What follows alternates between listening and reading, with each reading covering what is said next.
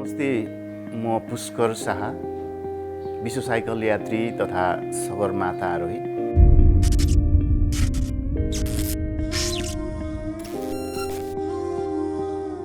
कथा प्रेरणाको मलाई भन्दाखेरि उपनामले विश्व साइकल यात्री भन्छन्, तर म विश्व नै घुमेको चाहिँ होइन। साइकलको माध्यमबाट संसारका धेरै भूभागहरू पुगेको।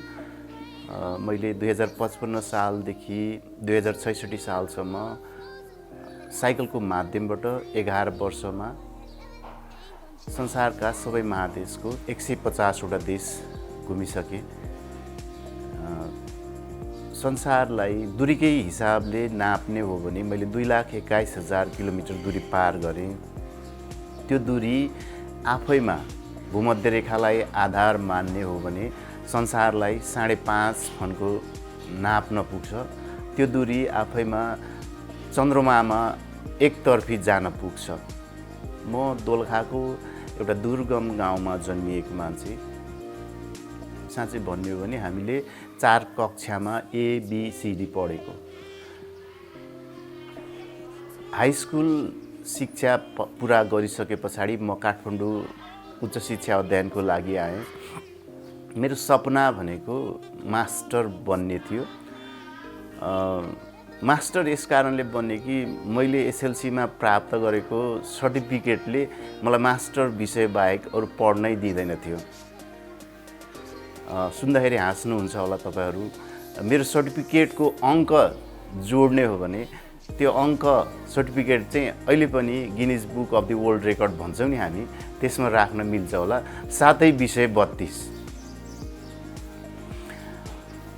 त्यही भएर मैले मास्टर विषय पढ्ने सपना देखेँ र म काठमाडौँ उच्च शिक्षा अध्ययन गर्न आएँ। र मैले काठमाडौँमा 4-5 वर्ष बिताए पछाडि मैले ग्रेजुएट गरेँ। हाई स्कुलमा पढाउन सक्ने मास्टरको सर्टिफिकेट प्राप्त गरेँ। त्यस पछाडि त्यो 4-5 वर्षको अवधिमा मैले काठमाडौँमा धेरै कुराहरू सिक्ने अवसर पाएँ, संसारलाई बुझ्ने अवसर पाएँ। संसार अझै ठुलो छ, बृहत छ भन्ने थाहा पाएँ। अनि मैले 10 बजे स्कुल र 4 बजे घर फर्किने त्यो दूरीलाई अझ लम्ब्याउने सपना देखेँ। संसार पढ्नुपर्छ, संसार अध्ययन गर्नुपर्छ भन्ने सपना देखेँ। संसारमा विभिन्न देशका मान्छेहरूले गरेका अचम्मका कामहरूले मलाई प्रेरित गर्यो र होइन म अझै संसार घुम्छु, संसार पढ्छु भन्ने सपना देखेर मैले मास्टर बन्ने सपनालाई काठमाडौँको खाल्डोमै तुहाइदिएँ र संसार घुम्ने सपना उमारेँ, बीजारोपण गरेँ। तर संसार चाहिँ कसरी घुम्ने त भन्दाखेरि संसार घुम्नको लागि मैले साइकल भेट्टाएँ र साइकलबाट संसार घुम्न सकिन्छ भन्ने सपनाको एउटा बिउ अङ्कुर गरेँ। अनि मैले संसार घुम्ने योजना उमारेँ। पहिलो पटक आमालाई संसार घुम्न जान्छु भन्दाखेरि आमाले पत्याउनु भएन, आमाले विश्वास गर्नु भएन। संसार घुम्न जाने, गाउँ कसरी फर्किन्छस्, बाटो हराइँदैन भन्नुभयो आमाले। मलाई अचम्म लाग्यो। संसार गोलो छ, पृथ्वीको गोलार्ध गोलो छ भन्ने मलाई थाहा थियो, तर आमालाई चाहिँ छोरो हराउँछ भन्ने एउटा शङ्का भयो। प्रत्येक नेपाली आमाको सपना भनेको छोराले उच्च शिक्षा अध्ययन गरोस्, होइन, जागिर खाओस्, आर्थिक उन्नति गरोस्, आर्थिक हैसियत बढाओस् भन्ने प्रत्येक नेपाली आमाको सपना हुन्छ। त्यही अन्तर्गत मेरो आमाले पनि त्यही सोच्नु भएको थियो। अब डुल्न हिँड्ने भन्दाखेरि त आमालाई झन् एकदमै डर, त्रास। मैले झन्डै 1 वर्ष जति लाग्यो मेरो आमाको स्वीकृति लिन, म संसार घुम्न जान्छु भनेर। 1 वर्ष पछाडि आमाले ल संसार घुम्न जा भनेर स्वीकृति दिनुभयो। 2055 साल साउन 16 गते दोलखाको सदरमुकाम चरीकोटबाट निस्कँदाखेरि मलाई मेरो आमाले मेरो हातमा 100 रुपियाँ दिनुभएको थियो। त्यही 100 रुपियाँ बोकेर म संसार घुम्न निस्किएँ। संसारका 150 देश घुमेँ। संसारभरिका भनौँ न 7 समुद्रमा नुहाएँ, पौडी खेलेँ, 7 समुद्रको पानी खाएँ। संसारका 7 आश्चर्यहरूलाई आफ्नै हातले स्पर्श गरेँ। संसारका धेरै भूभागको माटोलाई आफ्नै पाइतालाले टेकेर आएँ र संसारका 150 देश घुमिसकेर फेरि मैले 67 सालमा जेठमा संसारको सर्वोच्च शिखर सगरमाथाको आरोहण गरेँ र केही मिनेट सगरमाथाभन्दा पनि अग्लो भएर उभिएँ र एउटा विश्व कीर्तिमानी कायम गरेँ। साँच्चै भन्यो भने मलाई संसार घुम्न जाने भन्दाखेरि कसैले पत्याउँदैन थियो। एउटा कथाको सुरुवात एउटा माइती घरको छ्याङ पसलबाट सुरु भएको थियो। हामी शुक्रबार गुड फ्राइडे भनेर केही साथीहरू जम्मा भएर हप्ताको साप्ताहिक एक दिन रमाइलो गर्थ्यौँ र त्यो छ्याङ खाने ठाउँमा मैले साथीहरूलाई म संसार घुम्न जान्छु भनेर घोषणा गरेको थिएँ। साथीहरूले कसरी भने साइकलबाट भनेर ड्याङ ड्याङ ड्याङ ड्याङ टेबल ठटाएर साथीहरू गललल हाँसे। पुष्करलाई बल्ल छ्याङ लागेछ भने मलाई छ्याङ लाग्यो। म मात्तिएँ, म फिट्टान भएँ र साइकल लिएर एउटा सपना भेट्टाउन, सपनाको बिन्दु, सपनाको गोलार्ध भेट्टाउनलाई म दौडिएँ। संसार घुमेर आएँ, सगरमाथा चढेर आएँ र एउटा विश्व कीर्तिमान कायम गरेर आइसके पछाडि पनि त्यो छ्याङ नलाग्ने साथीहरू अझै पनि छ्याङ खाँदै रहेछ, अझै पनि मात्तेकै छैन, अझै पनि खाँदैछ। संसार घुम्नलाई एउटा पैसाले अथवा करोडौँ संसारका अरबौँपतिहरूले पनि सक्दैनन् होला। म रित्तो गोजी हिँडेको नेपाली आर्थिक हैसियतले मेरो अंश बेच्ने हो भने पनि दक्षिण एसियाली मुलुकहरू पनि घुम्न सकिँदैन थियो। तर मसँग सपना थियो, मसँग मैले भेट्टाउने एउटा क्षितिज थियो। त्यही सपनाले मलाई डोराइरह्यो र म यो बिन्दुमा आइपुगेँ। आज पुष्कर शाह विश्व साइकल यात्री भन्ने एउटा उपनाम पाएको छु। अघि पनि भने मैले संसार घुमेको होइन, संसारको धेरै भूभाग घुमेको। संसार घुम्नलाई एउटा जीवन काफी छैन, एउटा जीवनले संसार घुम्न सकिन्न, एउटा जीवनको समय अवधि अथवा उमेर। त्यसकारण संसार घुम्नको लागि एउटा सपना चाहिँ चाहिन्छ, अथवा एउटा तपाईले कुनै सपना देख्नुभयो भने त्यो सम्भव छ र पुरा हुन्छ। प्रत्येक दिन बदलिरहने हावापानी, वातावरण, प्रकृति, भाषा, खानेकुरा, रहनसहन, मान्छेका दैनिक व्यवहारले पक्कै पनि यात्रामा अप्ठ्यारा हुन्छ नै। त्यसमाथि पनि म रित्तो गोजी संसार डुल्न हिँडेको। म जहाँ जहाँ पुग्थेँ त्यहीँका मान्छेहरूलाई हरेक दिन आफ्ना कुराहरू राख्थेँ र आफ्नो योजनाहरू सुनाउँथेँ। म कहाँबाट आएको, म यो देशबाट आएको, म यो भूमिबाट आएको, म संसार घुम्न हिँडेको भन्थेँ। म शान्तिको लागि, विश्वमा शान्ति फैलिरहोस् भनेर एउटा सन्देश बोकेर हिँडेको थिएँ। त्यही कुराहरू राख्थेँ। मलाई पैसाको आवश्यकता कहिले पनि पर्दैन थियो। पैसाको आवश्यकता भनेको चाहिँ मलाई बिहान एक छाक र बेलुका एक छाक खानाको मात्रै आवश्यकता पर्थ्यो। म जहाँ जहाँ पुग्थेँ त्यहीँका मान्छेहरूलाई म खानाको लागि अनुरोध गर्थेँ। आफ्नै सुत्ने ठाउँ, आफ्नो साइकलमा म टेन्ट बोकेर हिँड्थेँ, स्लिपिङ ब्याग बोकेर हिँड्थेँ, म्याट्रेस बोकेर हिँड्थेँ। मलाई सुत्नको आवश्यकता थिएन। हरेक दिन भेटिएका असल मान्छेहरूले गरेका असल सहयोगले नै म आफ्नो यात्रालाई सफलतापूर्वक पुर्याउन सकेँ। भलै कहिलेकाहीँ जीवनमा अप्ठ्याराहरू पर्छन्, जस्तो हरेक दिन मागेर हिँड्दाखेरि सधैँ खुवाउने मान्छे पनि हुँदैनन्, सधैँ सुताउने मान्छे पनि हुँदैनन्। जहाँ जहाँ अप्ठ्यारोहरू हुन्थ्यो, कहिलेकाहीँ देशको एउटा देशबाट अर्को देश जानको लागि भिसा लिनु पर्दाखेरि भिसाको पैसा तिर्नुपर्ने हुन्छ। समुद्र पार गर्दाखेरि त्यो समुद्रको ठाउँमा कहिलेकाहीँ पानी जहाज अथवा हवाई जहाज पार गर्नुपर्ने अवस्थामा चाहिँ पैसा चाहिने अवस्था हुन्छ। हो त्यस्तो अवस्थामा चाहिँ म जुन जुन देशमा हुन्थेँ, पैसा आवश्यकता पऱ्यो भने त्यही देशमा काम पनि गर्थेँ र त्यही काम गरेको पैसाले म हवाई जहाजको टिकट अथवा पानी जहाजको टिकट, भिसा फीहरू जम्मा पार्थेँ। म एकदमै राम्रो भाँडा माझ्छु। तपाईँहरूलाई अचम्म लाग्लो, म एकदमै राम्रो भाँडा माझ्छु। त्यही भाँडा माझेर पैसा कमाउँथेँ। यो मेरो यात्राको कुरा गर्ने हो भने उत्तर अमेरिकाको रकी माउन्टेनदेखि दक्षिण अमेरिकाको एन्डिज पर्वतमालासम्म दौडिएका क्षणहरू छन् मसँग। संसारकै विशाल मरुभूमि सहारामा 50 डिग्री तापक्रममा पसिना निस्कँदै बाफ हुने तापक्रममा दौडिएका क्षणहरू छन् मसँग। पूर्वी सारङ्गेटी र मासाई माराका फाँटहरूसम्म दौडिएका क्षणहरू छन् मसँग। कहिलेकाहीँ जङ्गलमा सुन्तलाका बोक्रा खाएर टन्न अघाएका छाकहरू छन् मसँग। र मसँग कहिलेकाहीँ पिज्जा र बर्गर नरुचेका छाकहरू छन् मसँग। कहिलेकाहीँ फुटपाथमा मस्त निदाएका रातहरू छन् र मसँग कहिलेकाहीँ 5 तारे होटलमा निन्द्रा नलागेका रातहरू पनि छन्। जीवन सरल रेखा होइन, जीवन वक्र रेखा हो। जीवनका उतार चढाव, उकाली ओह्राली, जीवन हिमालको सुन्दरता मात्रै पनि होइन, जीवन मरुभूमिको बालुवा मात्रै पनि होइन, जीवन समुद्रको छाल मात्रै पनि होइन। त्यसकारण जीवन सरल रेखा होइन भन्ने कुरा गर्छु म। मसँग यी यात्राका क्रममा भोगेका धेरै धेरै अनुभवहरू छन्। 4015 दिनमा मैले धेरै उतार चढावहरू बोकेको छु। एउटा मान्छेको जीवन एउटा सुनौलो वैँस भनौँ, अझ भन्ने हो भने सुनौलो वैँसमा आमाले भने जस्तै मास्टर जागिर खाएर 4 बजे 10 बजे स्कुल र 4 बजे घर हिँडेको भए त्यही दूरी, त्यही गोलार्ध नै मेरो संसार हुन्थ्यो। तर मैले त्यो सपनालाई एउटा टुङ्ग्याएर संसार घुम्ने एउटा सपना देखेर मैले संसारलाई 5.5 फन्को लगाएँ। त्यसकारण यो 4015 दिनको अवधिमा मैले भोगेका धेरै धेरै अनुभवहरू छन्। कहिलेकाहीँ अफ्रिका घुम्दाखेरि मैले धेरै पटक मतलब लुटिएको छु, कहिलेकाहीँ कुटिएको छु, कहिलेकाहीँ अपहरणमा परेको छु। तर त्यो 4015 दिनमा म 11 पटक लुटिएको छु। हामी भन्दाखेरि ओहो 11 पटक लुटिएको भन्छौँ, तर 4015 दिनमा 11 पटक लुटिनु भनेको 11 दिन मात्रै हो। 4004 दिन त म सुरक्षित थिएँ नि।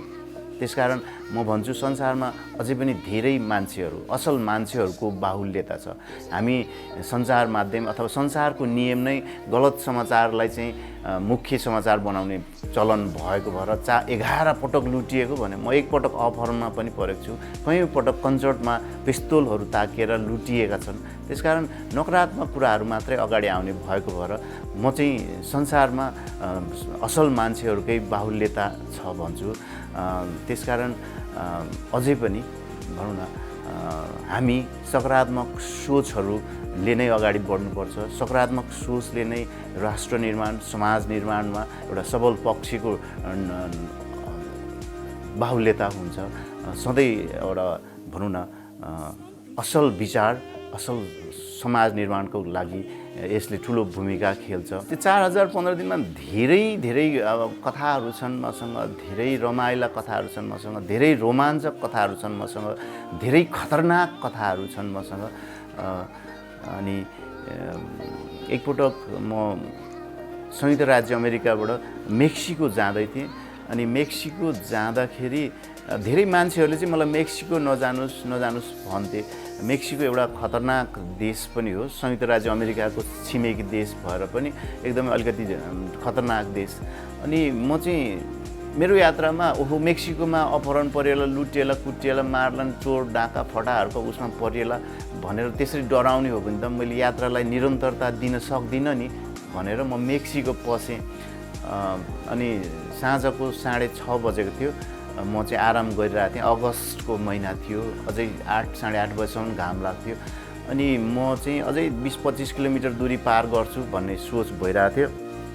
6:30 बजे अनि एउटा ट्रक आयो। अनि ट्रक आएर मेरो अगाडि रोक्यो। म एउटा रुखको मुनि बसिरहेको थिएँ। नभन्दै पसेकै दिनमा साँझ अपहरणमा परेँ म।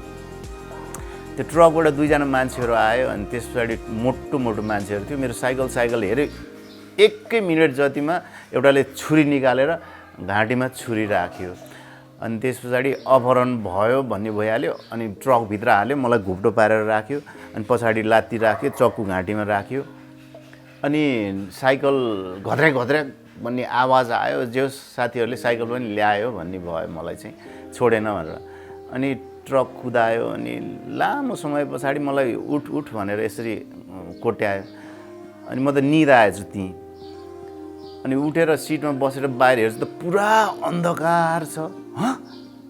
म त अघि अपहरणमा पर्दाखेरि डराएको थिइनँ कि, मतलब अपहरण भयो, काहीँ लान्छ, थुन्छ, खाना देला, पिउन देला। मैले जानेको अपहरणको नियम अथवा फिल्म हेरेर अथवा उपन्यास पढेर अथवा समाचार सुनेर अपहरण भनेको कसैलाई बन्धक बनाउने र माग पुरा गर्ने, त्यही नै थियो मलाई। तर जङ्गलमा पुर्याए पछाडि चाहिँ ओहो किन जङ्गलमा ल्यायो भने 9:30 बजिसकेको रहेछ, अन्धकार छ। अनि मैले यति छिटो निर्णय गरेँ कि सेकेन्डभरमा चाहिँ ल मलाई मार्न हो। पक्कै पनि मार्न हो। मलाई मार्ने र मेरो चाहिँ अब प्रमाण नष्ट गर्ने, मसँग साइकलमा भएका सम्पूर्ण चिजहरू लिएर जाने भन्ने सोच रहेछ उनीहरूको भन्ने भयो। अनि मैले तुरुन्तै निर्णय गरेँ, होइन अब मर्नु त यसै पनि छ, तर पशु जसरी किन मर्ने त, मर्नुभन्दा अगाडि किन सङ्घर्ष नगर्ने भन्ने सोच भयो। र मैले 3टा कुराले चाहिँ उनीहरूसँग लडाइँ गर्ने, खेल्ने एउटा आँट आयो। पहिलो कुरा, यिनीहरूसँग पेस्तोल छैन, किनभने मलाई चक्कुले अपहरण गरेको थियो, त्यसकारण यिनीहरूसँग पेस्तोल छैन। दोस्रो कुरा, चक्कुले पेस्तोलले जसरी मान्छेलाई एकैचोटिमा ठ्यास्स हानेर मार्न सक्दैन, चक्कु त मैले पनि खोस्न सक्छु र त्यो चक्कु खोसेर उनीहरूलाई पनि हान्न सक्छु नि।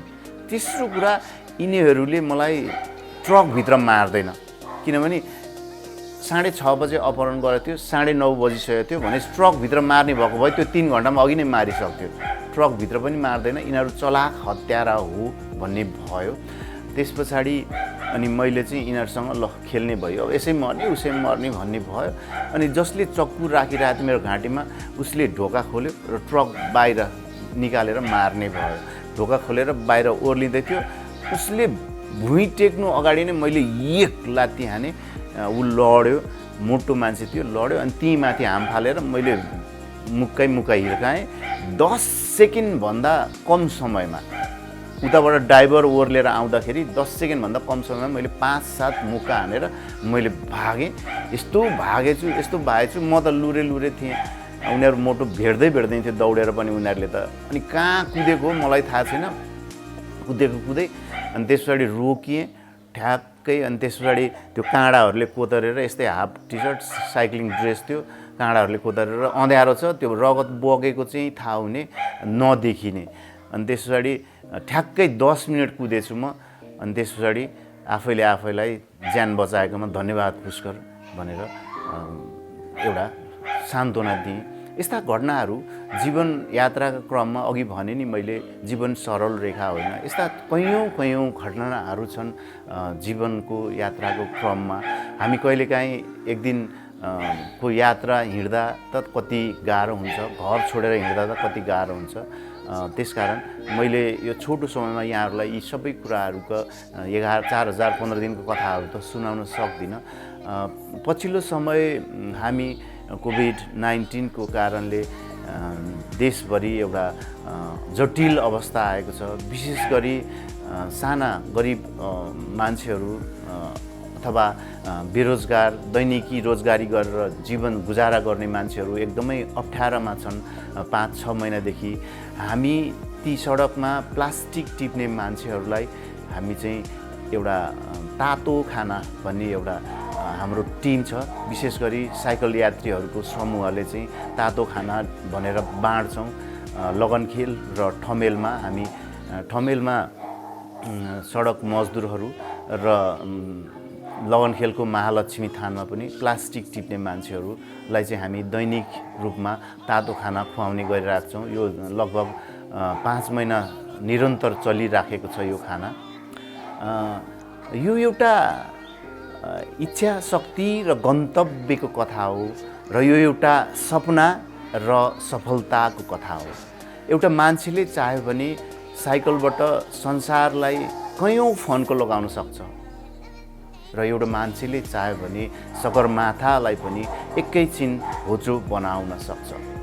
र यो एउटा यस्तो कथा हो, मान्छेले चाह्यो भने संसारमा असम्भव भन्ने कुराहरू केही पनि छैन।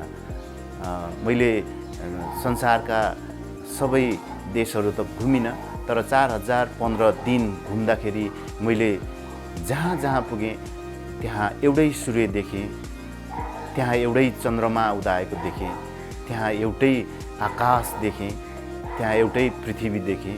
संसार एउटा घर हो र यो हामी त्यो घरका परिवार हौँ।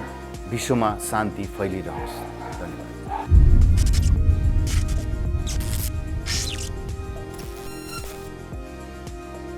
कथा प्रेरणाको।